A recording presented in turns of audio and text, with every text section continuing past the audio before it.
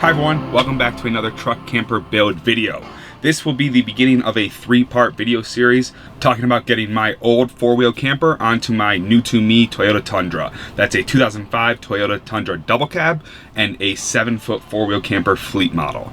Part 1 of this build series will cover making a riser for the camper so that the camper fits in the bed properly. Part 2 of this video series will cover the mounting hardware for both the camper and the truck to make sure the camper and the truck are securely attached. And part 3 will talk about a drawer system in which I utilize the dead space underneath the camper, which you'll see kind of be built out over the next course of these few videos. Again, part 1 is just going to be covering making a frame for this camper. For this project, I had a few things I had to do. First, I had to go get some wood. Then I had to clean up the shop. I would have to cut and build this framed material, of course paint that, stain that, whatever I wanted to do. Then use the mounting hardware on both the camper and the truck, and finally mount the camper onto the truck. Again, we'll just be covering those first few steps in this video here. 2 more videos will be out after covering those last steps. Before we get any further, I want to thank this week's sponsor. I reached out to the guys over at 4-Wheel Camper who continue to make wonderful campers and asked them if they wanted to support this video. They were very friendly and said of course. They were kind enough to ship me all the hardware that I needed to make this project happen. Also, they sent me a bunch of gear. You can see my new 4-Wheel Camper shirt and hat, and they also send some gear for you all. In the end of this video, I'll be talking about giving away some hats and shirts from 4-Wheel Camper, so stick around as we go through this project. So the first thing we had to do was go out and get some wood. I went down to the local hardware store and just picked up a bunch of 2x6s, which I decided to use to make this project. You'll notice here that my truck actually still had a cap on it. So I bought this truck with a cap. That cap actually was a beautiful cap. I'd love to keep it if I had a place to store it and my camper and swap them back and forth, but I don't. And so a few months ago, I actually sold that cap to a very nice gentleman down in Denver. He had the exact same truck as me and was completely stoked to have such a beautiful cap for his truck.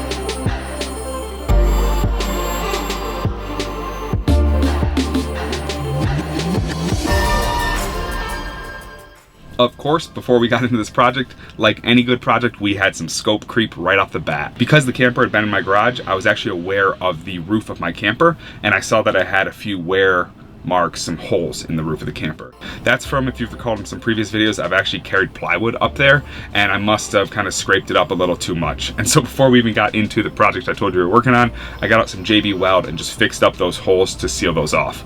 I'm actually very surprised I've seen no water damage in my insulation at all, so those holes were absolutely very minor, but I figured I'd take care of it while the camper was conveniently down low. With the JB Weld on the roof holes and curing, I cleaned up the garage a little bit and got ready to make some cuts. For this entire project, I'll be using 2x6s. I decided to use those because it was a good size of what I needed on the camper. So why I'm building a riser in the first place is because the wings of my truck bed are taller than the camper was designed for. Back in the 80s when this camper was originally made, the truck bed sidewalls were a lot shorter. And so because of that, I had to actually raise the entire camper up so that the wings did not hit the truck bed. What would have worked was about 4.5 inches, but I went with a 2x6. I took that extra inch because A, I'm gonna utilize that space underneath my camper, and B, it just makes it easier, right? The 2x6s, I don't need to cut all of those to width as well. I'm just gonna use that 5.5 width that they come as.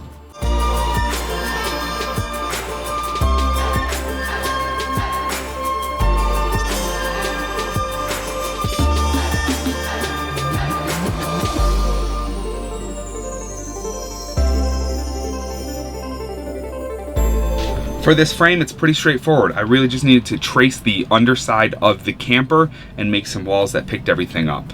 I had decided early to take the space that's going to be underneath the camper, I'll be calling that the basement moving forward, and run a runner down the center of that, and to make two big drawers that are going to live underneath my camper. As I build this project out, it'll start to make more and more sense of what I'm talking about.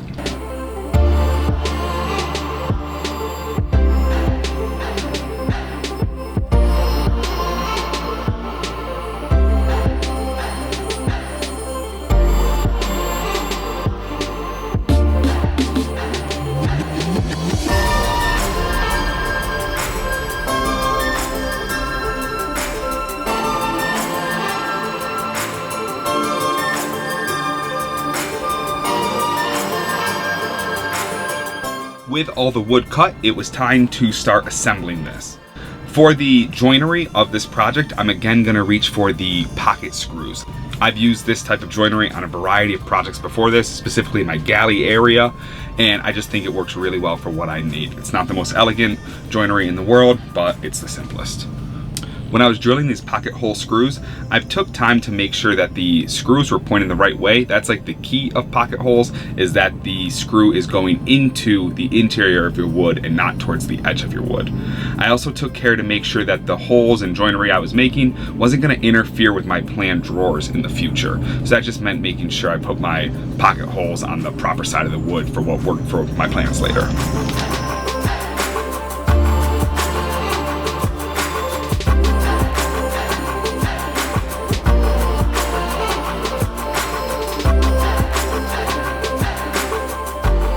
First, I essentially made a big base area, a big rectangle underneath the entire camper, and then I built some of what I'll call the side wings, or the extended parts at the rear of the camper. So those are just extra little kind of bump out rectangles that support the wings of the camper as well.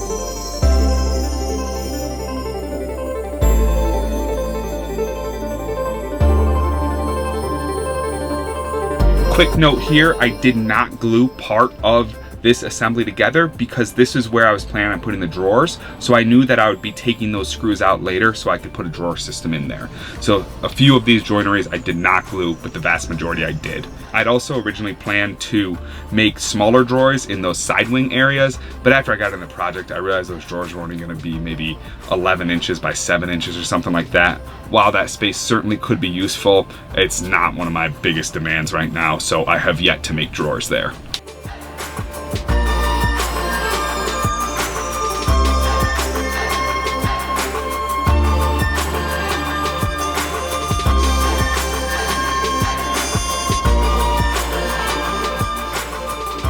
With those initial steps done, with the, once I've gotten the wood, I cut everything and I built the original assembly, it was time to protect this riser system with some simple paint. Before I got into paint, I took some time to just clean up the garage a bit. I then laid out some linens that were going to protect my garage while I was painting. Fun story about these linens, actually. These are the linens from my wedding. My wife and I tried to save money during our wedding, and for some reason that meant we bought linens and ironed them themselves. Quick note, when you're planning a wedding, don't buy your own linens and iron them. Pay someone else to just bring you fresh linens.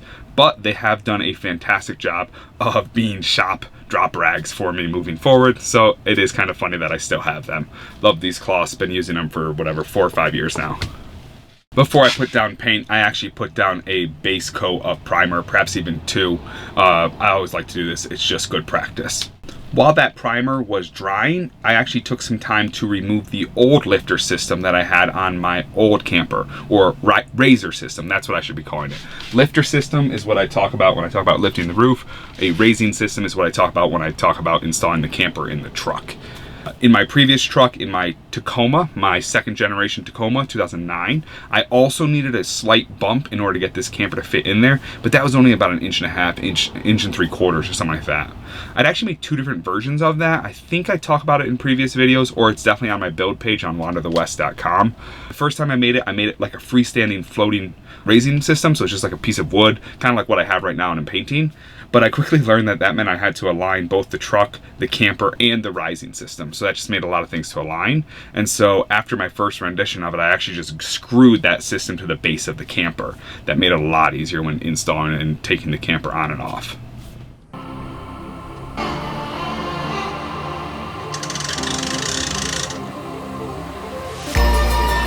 As you can see, I just kind of picked the camper up, maybe 6 inches off the ground, got underneath there and took all the screws out. Really quick, straightforward process. I did like that I had used some rubber mat that I found at the local hardware store just to give a little bit of cushion between the camper and the truck. In the new Tundra, I actually have a rubber mat for the bed of the camper that I'm using.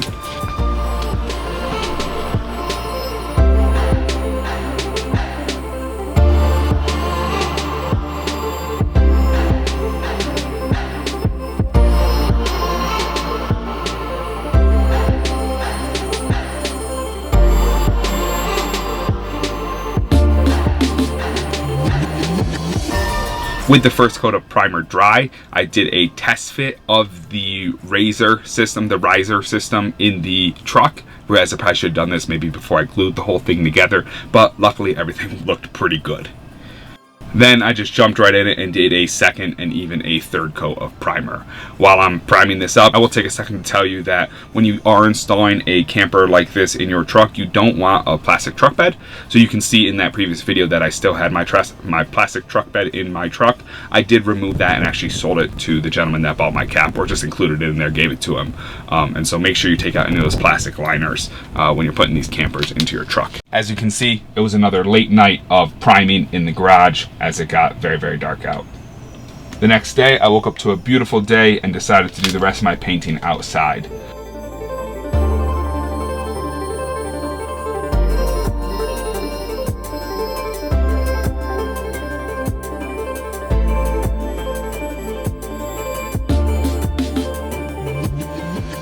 I went with 2 coats of glossy white paint, similar paint that I've used for the vast majority of exterior projects on this camper. The painting went very smoothly, no major problems.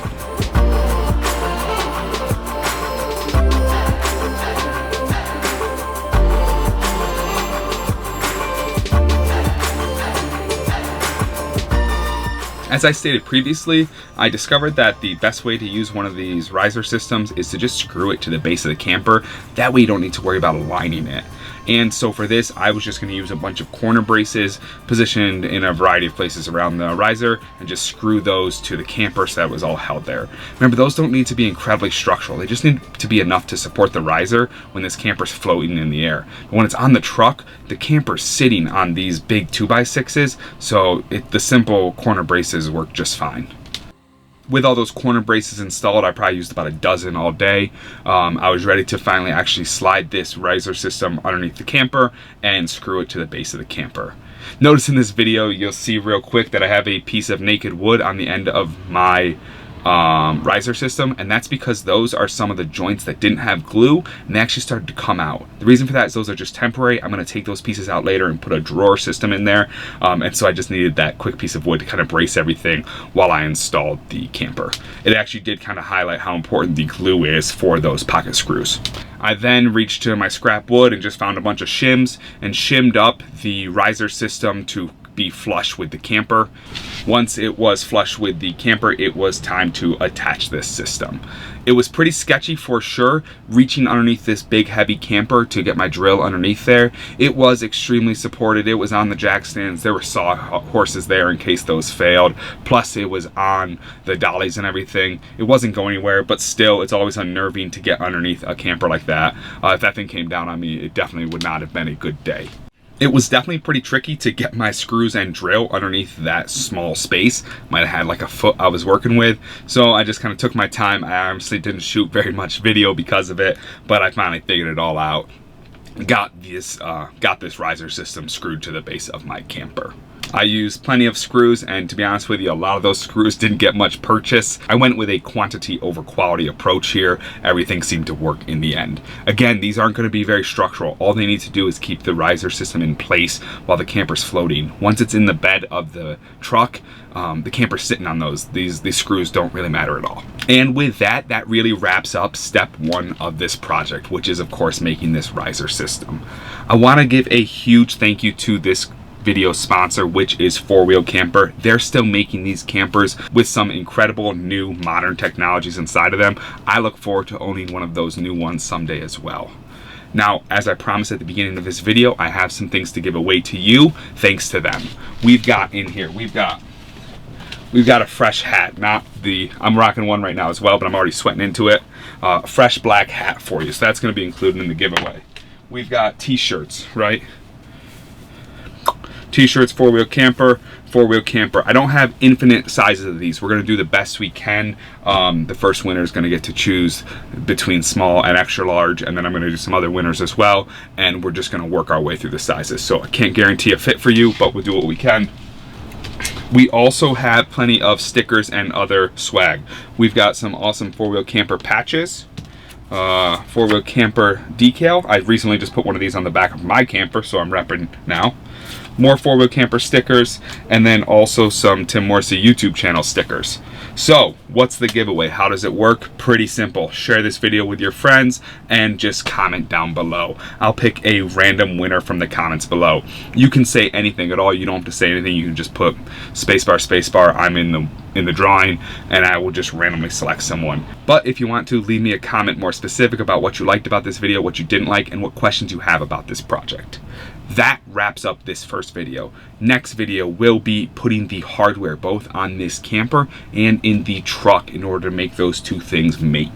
That's going to be coming out in a week from now. We'll be doing another giveaway. So this is the first one. This is the biggest one. We have plenty of more shirts and stickers. No more hats. Sorry, we already went through them all. So we'll be doing another giveaway in that video, as well as in the third one when we put the camper onto the truck finally and use the drawer system. So as always, thanks for watching. If you're not a subscriber, consider subscribing, share these videos with your friends, and we will see you next time.